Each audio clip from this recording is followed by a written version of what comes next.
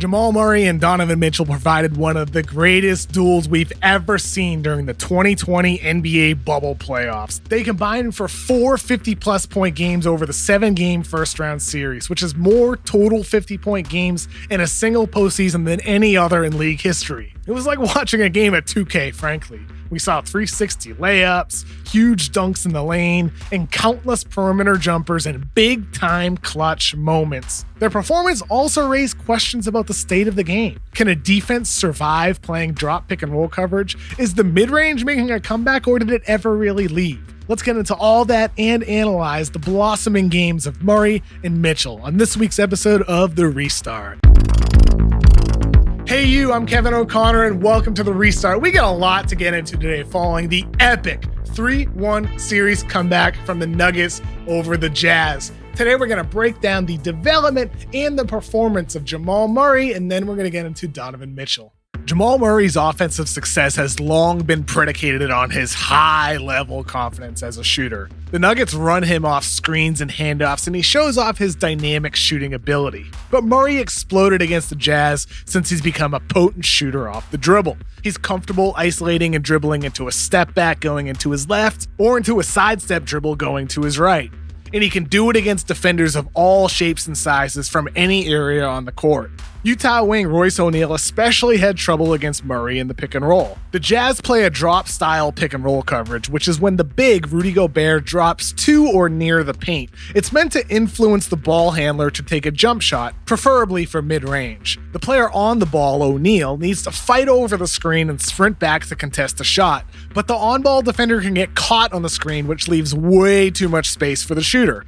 Murray exploited it all series long with jumper after jumper. He was being double dog dared to shoot. NBA defense is hard, man. Gobert needs to respect Jokic's roll to the rim, because if he pressures Murray, it could be a layup for Jokic, like it is right here when Gobert inches up toward Murray and he delivers the pass. And if Jokic pops versus the drop, then it takes too long to recover to contest the three. And besides, Murray is a notoriously streaky shooter, so Utah was just playing the percentages. Here's a chart of Murray's off-the-dribble jump shot attempts and his shooting efficiency. From his rookie year until the 2019-20 season, he steadily climbed in both attempts and efficiency. This is good progress. However, Murray's efficiency is average compared to other high-volume shooters off the dribble. He's far exceeded by stars like Harden, Dame, CP3, and of course, Stephen Curry.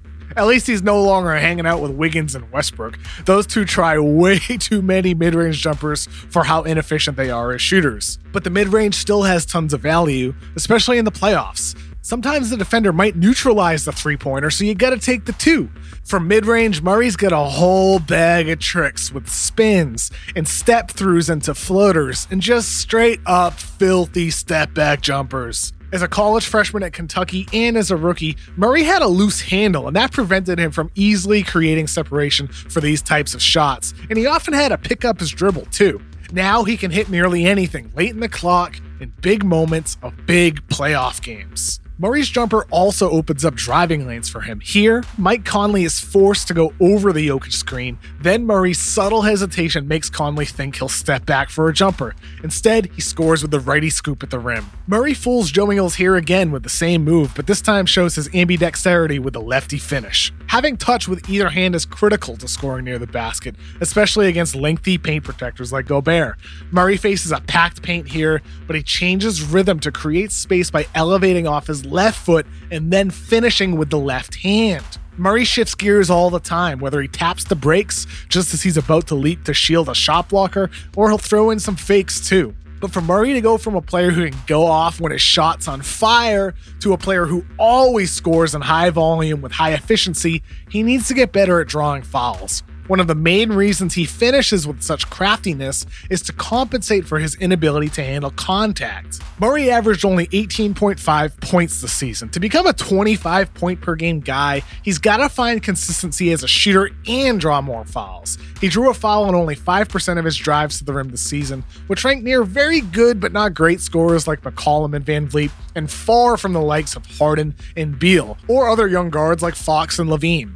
Murray is built like an NFL linebacker, so he's strong as is, but without elite hops and only a 6'7" wingspan, it may just be a matter of him gaining experience and reps against top-level competition.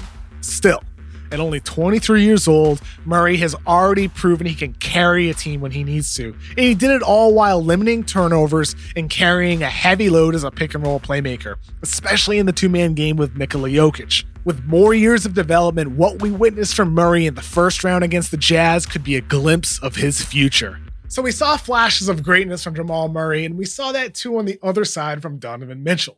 It's always been kind of weird to me how people are debating whether he's overrated or underrated. The fact is he entered the league without much expectations at all. He was drafted 13th in 2017 by the Jazz, which was much higher than many executives had him ranked and many draft analysts had him ranked. And he came in to replace Gordon Hayward, who surprisingly left for Boston. And he did a dang good job from day one as a rookie. And yet, every single season of his career, he's gotten better. And at only 24 years old, he's already dropping 50 bombs in the postseason. Mitchell is doing the type of stuff like this with contested threes off the dribble, tough layups and traffic, and he's doing it in the clutch. Anyone who calls him overrated is expecting too much from a young, rising all-star who keeps getting better and better every single season. Mitchell's half-court scoring efficiency has improved dramatically in each of his 3 seasons in the league, according to his points scored per possession via Synergy Sports. That's true for his scoring off of isolations, using pick and rolls, and handoffs too. One of the biggest factors is his improved interior scoring. Mitchell has a herky-jerky style using sudden directional changes to get where he wants, including with the Euro step. He's a right-hand dominant finisher and he gets to wherever he wants on the court. Look at him stretch here to get the ball around Jokic. He's really mastered that right hand to score with touch amongst the trees. You can't even see him on this layup. He's hit 45% of his floaters this season, up from 41% in his second year and 35% as a rookie. Controlling tempo is an elite skill of his too. Watch here as he starts slow and then goes fast. Let's actually slow that clip down to look at his feet. All right. Well, let's not talk about feet. No, not like that. His footwork. He tiptoes with short, choppy steps and then starts long stepping to get to the rim. Mitchell's footwork makes him an unpredictable driver. Factor in his body control and his dunking ability leaping off 2 feet, and he becomes hard to stop once he's in the paint. The Nuggets, like the Jazz, play a drop-style pick-and-roll coverage. Mitchell made them pay on his drives, but he was even better from the perimeter. The Nuggets were inviting Mitchell to shoot threes. I mean, look at this. Jokic is just chilling in the paint. Mitchell statistically isn't a great shooter. He hit only 32% of his dribble jumper threes over the season, but these are also open shots. It's hard to get stops when your big can't pressure on the perimeter and isn't mobile enough to prevent a lob to the rolling big. It was a rough series for Jokic, and Mitchell totally exploited him with his hot shooting and reliable playmaking. Credit to Mitchell for actually becoming a player who can drain threes off the dribble, though. He's improved his handle each year and now features 2 primary moves. 1, he'll go straight into a shot off a right-handed dribble. Look how sudden that is. That's tough to stop. And 2, he's going to step back using his left hand. In college at Louisville, his left hand was a bit loose, but he's now comfortable in isolations against anybody. Mitchell isn't some savant passer, but he's become a good decision maker. This play is a great example. He splits the pick and roll, realizes there's nowhere to go, and he resets the offense. Then he splits it again, and this time makes a simple, accurate kick-out pass for a 3. Same deal here. Mitchell drives, Murray rotates to cover the corner 3 pass, so Mitchell finds Jordan Clarkson for the above-the-break 3.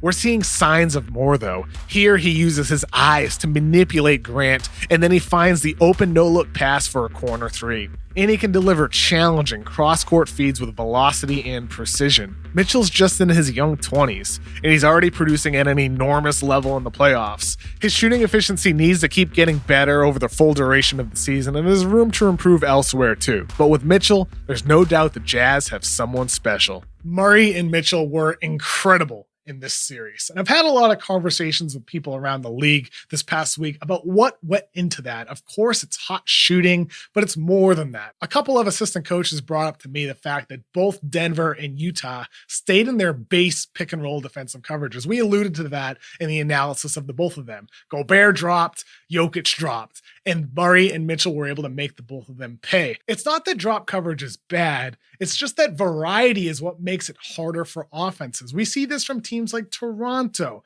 and Boston and the Lakers with the way they switch up what they do depending on the matchups and depending on how they want to dictate the way the game is played. And not to mention, these games were played in the bubble, an unusual atmosphere with no fans in the arenas, fake crowd noise, and maybe that contributed to the fact that they were able to shoot so well from the perimeter. The fact is, though, regardless of the drop coverage by a defense or the fact there's no fans in arenas, that what we saw from Mitchell and Murray was greatness. They took advantage of the situation that presented itself for them. And that shows where the league is today. It is deeper with talent than it has ever been before, when guys who aren't even in the top 20 can go off for 50 multiple times in the postseason. It was remarkable to watch. What an epic series. Denver came out on top with this incredible 3-1 series comeback, but both the Jazz and the Nuggets with Mitchell and Murray are in good shape for many years to come, and hopefully we get to see these two match up in the playoffs again. Thank you so much for watching this episode of The Restart, and thank you to the crew for putting it together. Please do me a favor and scroll down to the comments and let me know what you want to hear from me about for the round 2 playoff series. And when you're there, please hit like, subscribe, and share the video with your friends. Appreciate you checking it out. Peace out.